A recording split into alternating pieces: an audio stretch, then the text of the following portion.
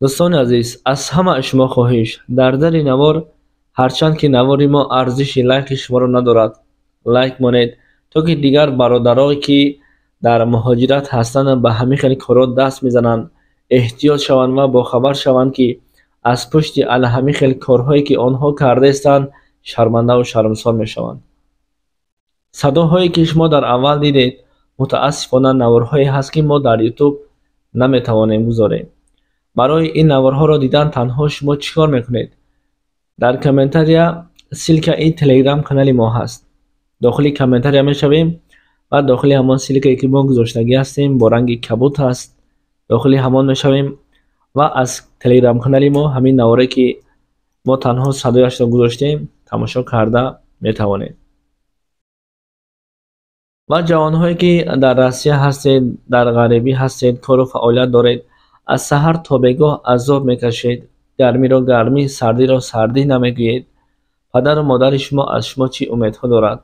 اما شما به دست این گونه قلابان نافتید.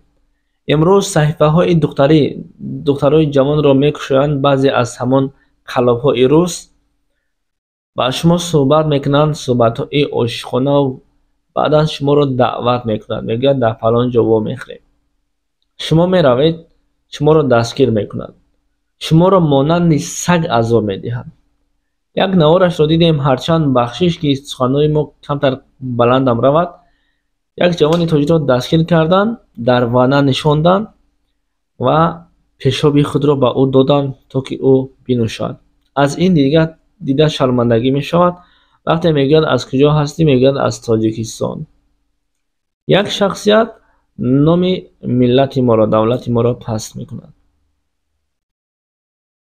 بعضی کارهای هست که آنها حتی زنجیر به گردن چی میکند، به همون جوانی که بخوری با همان دختر میرود زنجیر به گردنش آویزان میکند و میگوید که مثل سگ صدا برار.